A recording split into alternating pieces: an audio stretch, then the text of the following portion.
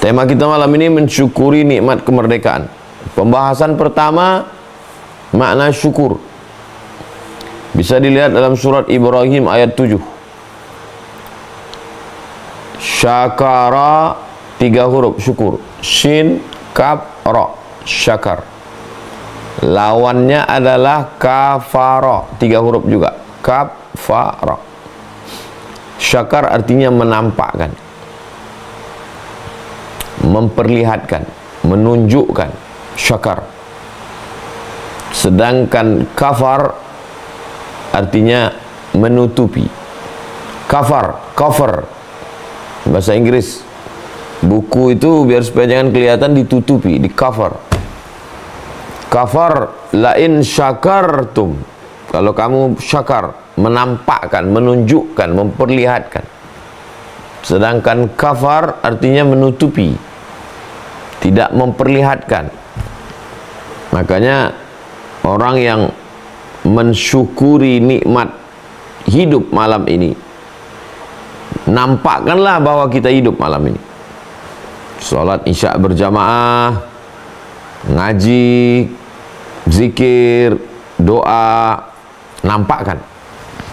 Jadi yang tidak sholat isya berjamaah, dia tidak menampakkan nikmat Allah. Seakan-akan nikmat Allah itu tidak ada. Yang mensyukuri nikmat datangnya Nabi Muhammad, nampakkan. Asyhadu an la ilaha illallah wa asyhadu anna Muhammadan Rasulullah. Sedangkan yang kafar, kafir, kufur, menutupi, seakan-akan tidak pernah datang itu Nabi Muhammad. Itu makna syukur. Syukur menampakkan. Kalau memang pernah dikasih Allah Ta'ala sehat, nampakkan, saya ini sehat ya Allah. Bagaimana cara menampakkan kita sehat? Beribadah. Menampakkan, menunjukkan bahwa Allah pernah memberi kita harta, bangun masjid. Oh, nampak.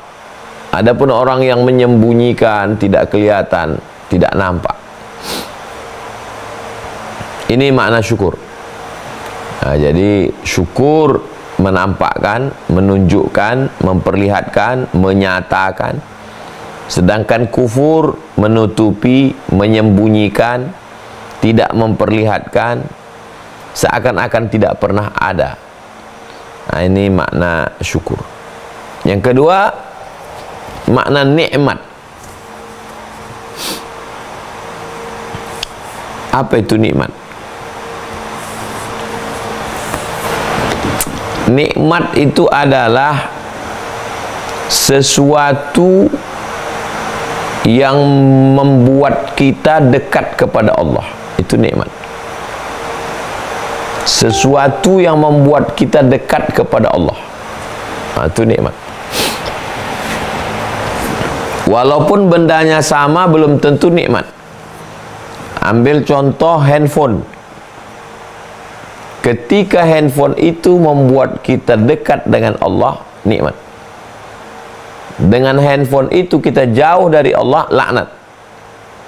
Laknat artinya ba'idun anir rahmah, jauh dari rahmat Allah. Motor.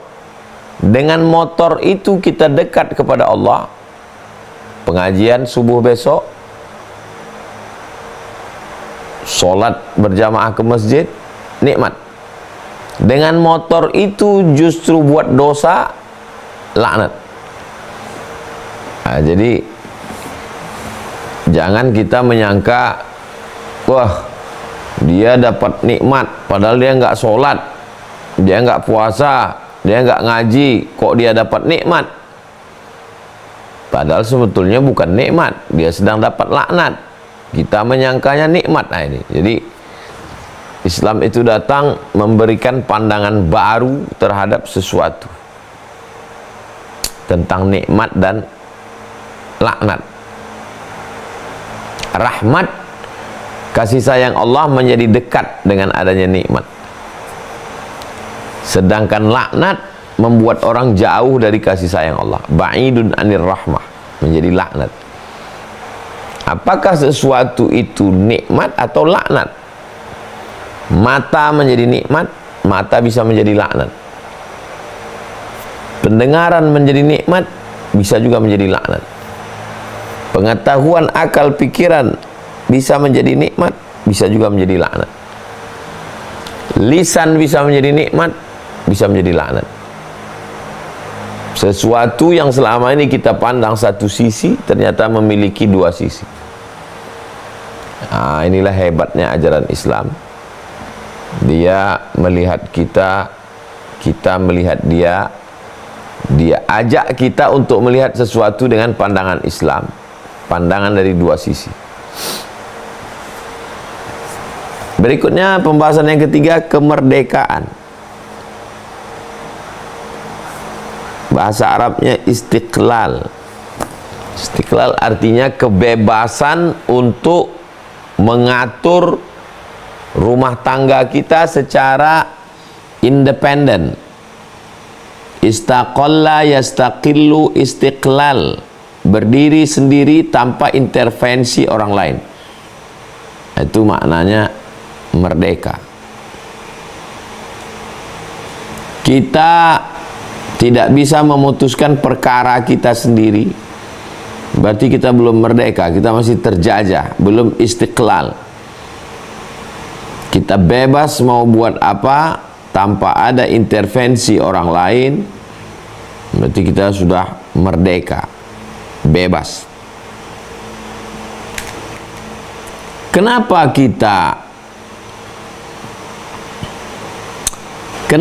kita bisa terjajah? Nah, ini pembahasan yang ketiga.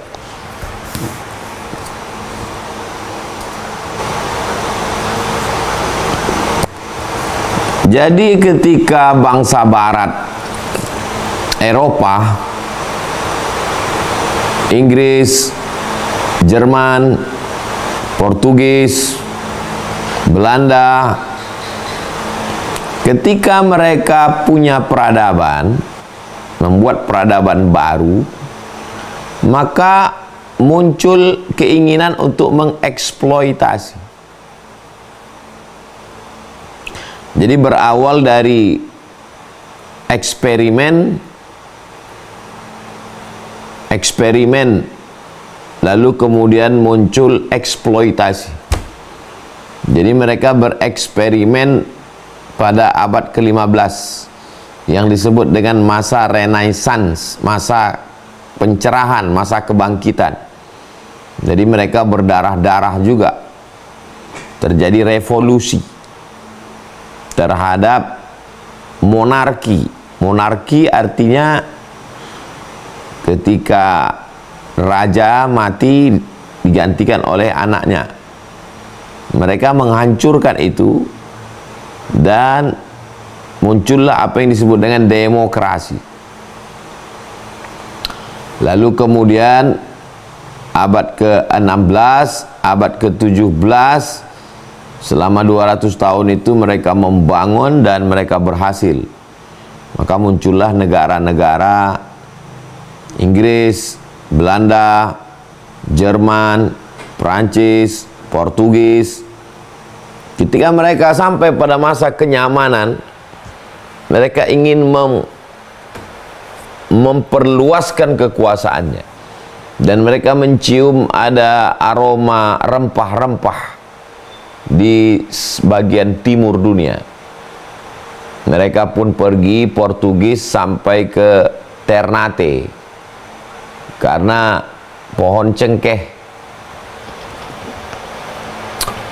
Lalu kemudian Belanda pun mendarat di Sumatera karena mereka mencium bau tembakau Delhi, tanah Delhi yang sangat subur.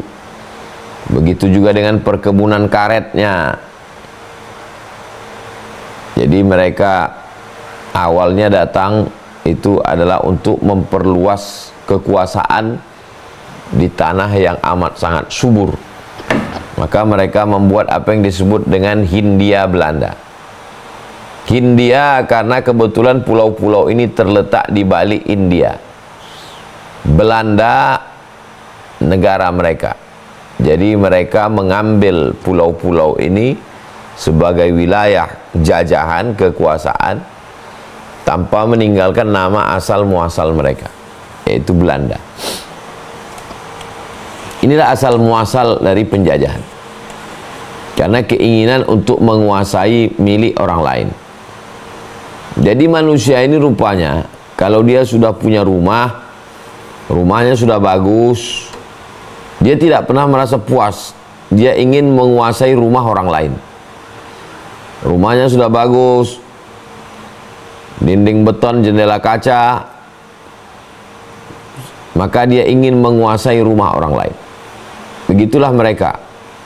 Setelah dia punya negara, punya kekuatan, armada laut, mereka pakailah itu kapal-kapal lautnya itu untuk sampai ke Sumatera, ke Kalimantan, ke Sulawesi, ke Papua, Maluku, Ambon, untuk mencengkramkan kekuasaannya. Maka terjadilah penjajahan. Ini poin yang keempat. Apa itu penjajahan? Kenapa sampai terjadi penjajahan? Apa latar belakang penjajahan? Jadi ada latar belakang politik, ada latar belakang ekonomi. Karena itu tidak bisa terlepas. Setelah dia menguasai secara politik, lalu kemudian secara ekonomi, dia punya keuntungan yang luar biasa, maka terjadilah penjajahan. Nah, berikutnya pembahasan yang kelima,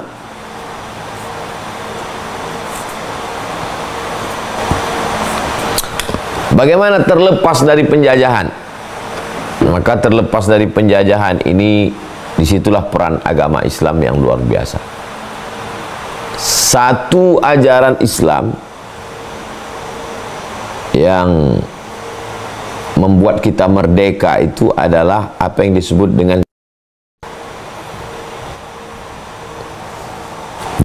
inilah yang membuat kita lepas. Makanya 5 November sebagai hari pahlawan itu kronologisnya didahului tanggal 22 Oktober, 18 hari sebelum meletusnya hari pahlawan, sebelum orang jihad. Maka orang-orang yang berjihad itu dia punya pengetahuan tentang apa itu dan siapa mujahid, dan kalau mati dapat apa. Jadi karena itulah kita merdeka.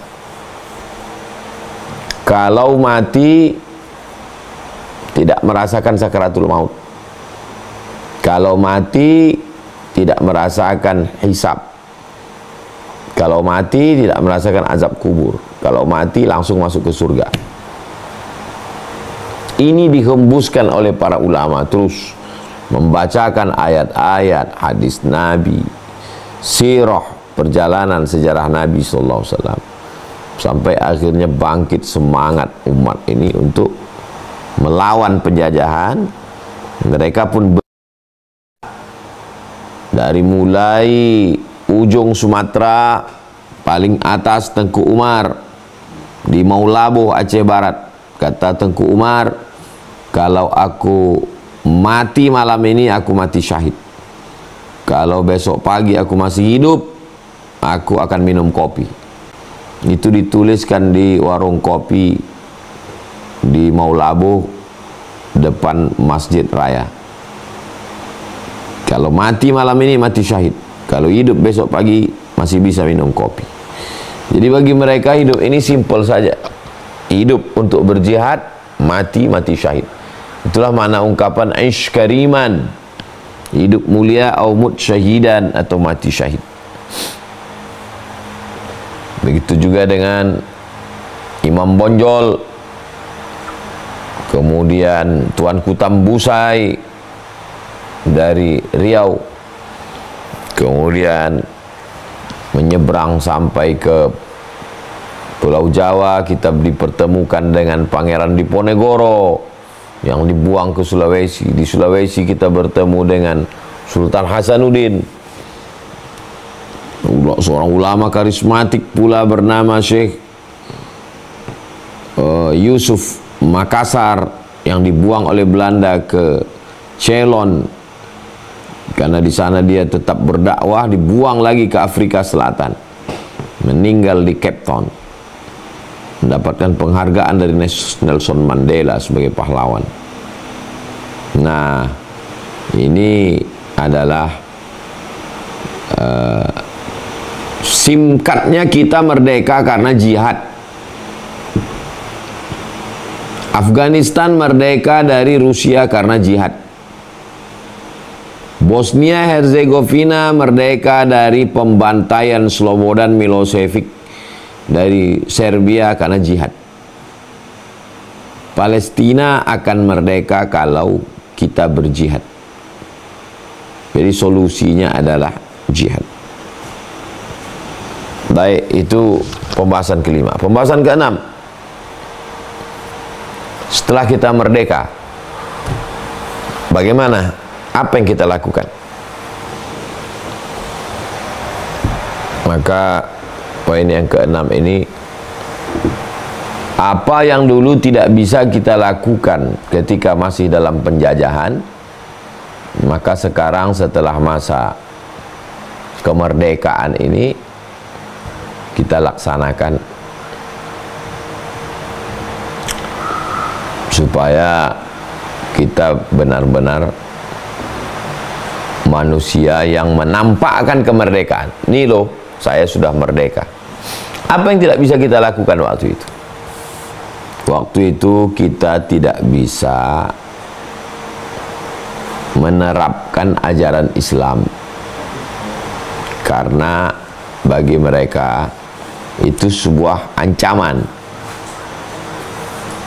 Nah, sekarang kita sudah merdeka, terapkanlah ajaran Islam dari mulai 3 aspek: aspek akidah, aspek fikih, aspek akhlak. Jadi kalau dulu amat sangat tersandra, tidak bisa menjalankan ajaran Islam, jadi sekarang begitu bebasnya setiap muslim. Kalau kita mau menunjukkan kami sudah merdeka ya Allah, tunjukkanlah itu. Apakah pada masa penjajahan itu kita tidak bisa beribadah? Cobalah pergi melihat bagaimana bekas-bekas hukum rodi, kerja paksa. Mereka tidak bisa beribadah dengan baik. Saudara-saudara kita yang dimasukkan ke dalam kapal dikirim ke Suriname dari Pulau Jawa. Lalu kemudian bagaimana penindasan manusia diperbudak. Nah, sekarang setelah kita merdeka, kita tunjukkanlah bahwa kami bebas beribadah, kami bebas untuk belajar, untuk sekolah. Maka yang keenam ini adalah kita tunjukkan nikmat kita bisa melaksanakan ibadah secara real, secara nyata. Ke malam yang gelap, ke pinggir hutan, itu namanya bukan tawakal, itu nekat. Tidak dibenarkan dalam ajaran Islam. Islam ini agama yang rasional. Bagaimana Nabi SAW ketika akan masuk ke perang Badar, strategi tawakal. Dari mulai menyusun barisannya, disusun menghadap matahari tenggelam, supaya musuh menghadapi matahari terbit.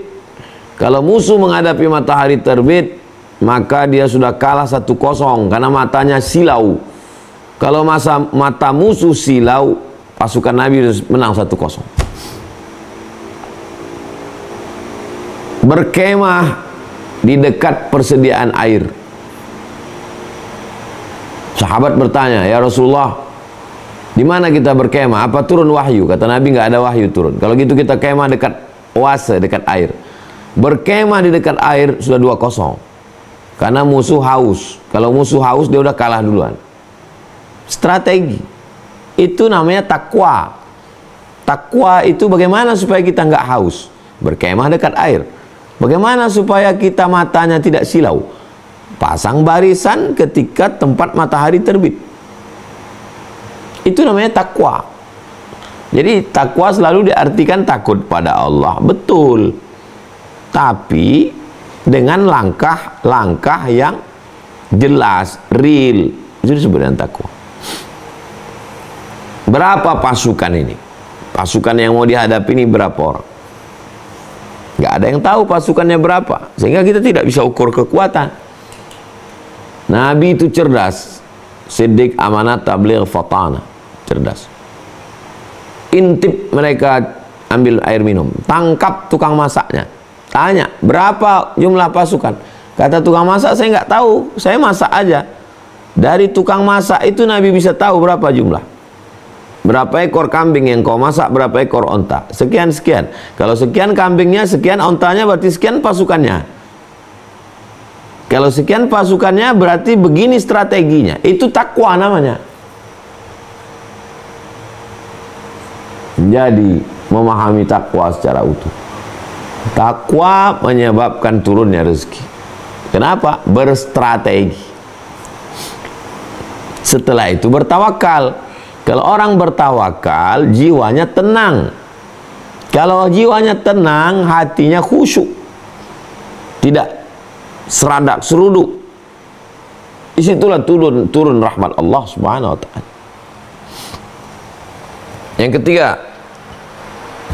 Fakultu astaghfiru rabbakum, surat Nuh ayat 12, ayat 10 sampai 12. Fakultu astaghfiru rabbakum innahu kana ghaffara. Istighfar. Amal yang ketiga adalah istighfar. Allah cuma minta satu, istaghfiru rabbakum.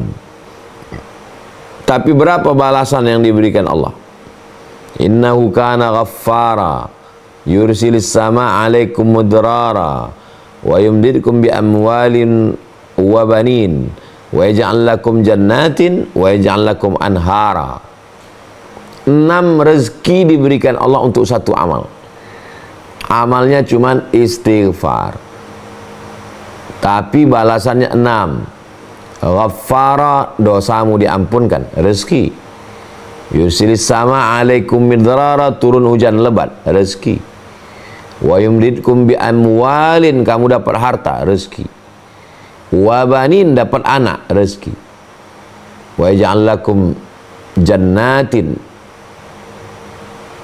kebun-kebun, rezeki. Anhara, air-air yang mengular, rezeki. Air-air yang mengalir, rezeki. Apa maknanya? Dengan beristighfar, merasa bersalah, memperbaiki diri, introspeksi. Istighfar itu maknanya 3. Yang pertama, menyesal dalam hati, istighfar. Dinyatakan dengan mulut, astagfirullah, istighfar.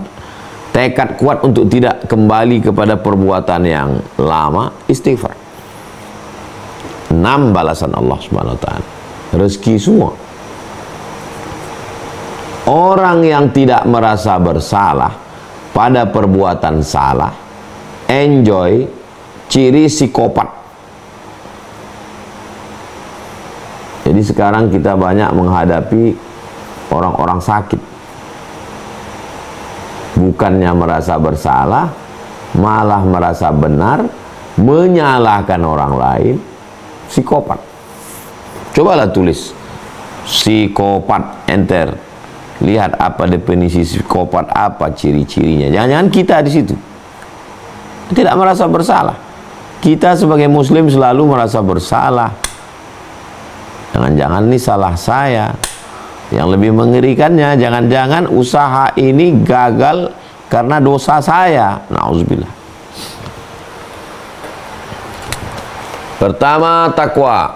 Kedua, tawakal. Ketiga, istighfar. Keempat, wa idza quri'al Qur'an, kalau Al-Qur'an dibacakan, fastami'u lahu.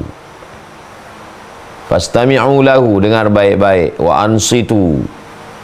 Wa ansitu, diam. La'allakum turhamun. Turun rahmat. Turun rahmat maksudnya turun rezeki. Dengan mendengarkan bacaan Al-Qur'an. Membaca Quran, membacakan Quran, mendengarkan bacaan Quran.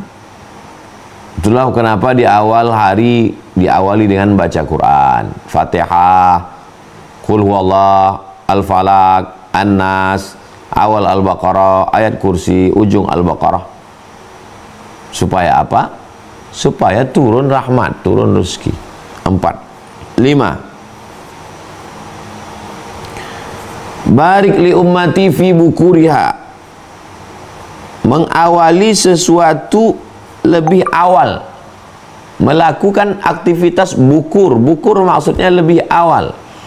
Ada yang jam 3, ada yang jam 3, ada yang jam 2. Siapa yang lebih awal, dia yang paling banyak dapat rezeki. Siapa yang mengamalkan ini sekarang? Yang mengamalkan ini sekarang orang tak Islam. Mereka yang bangun lebih awal. Orang Islam bangunnya kesiangan.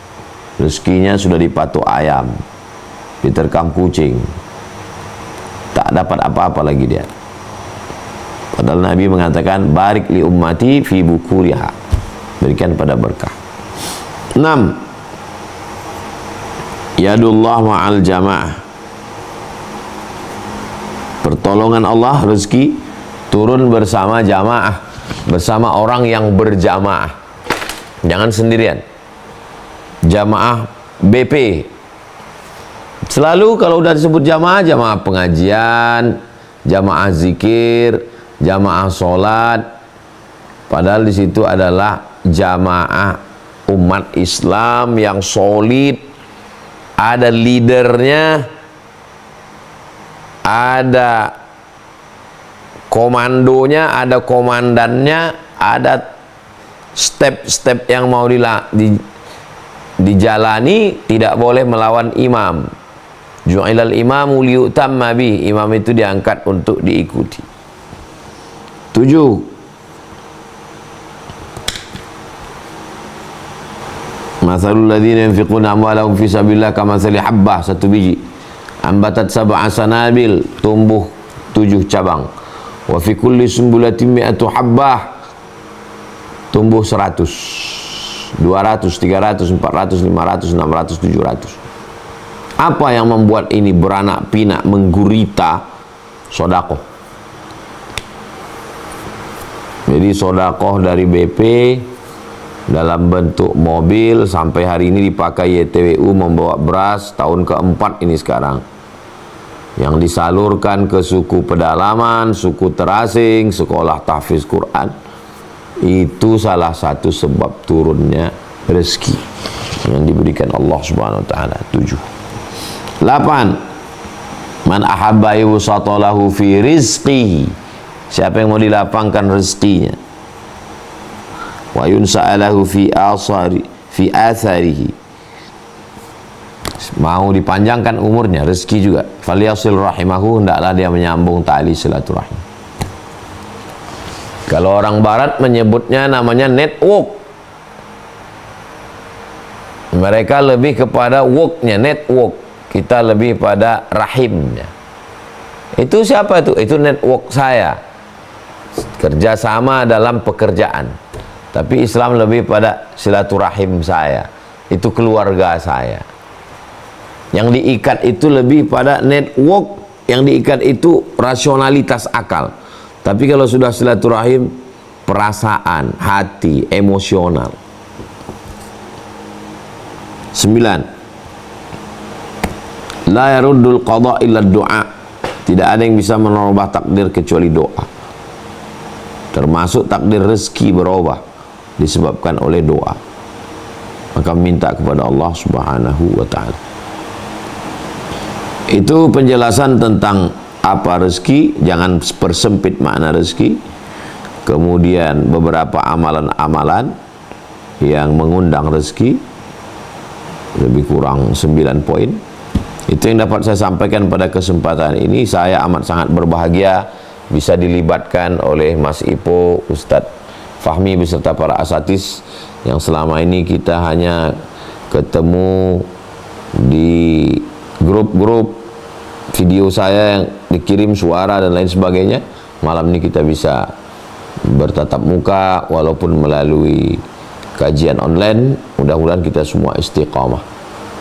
Mohon maaf atas segala kesilapan, kehilafan, kekurangan.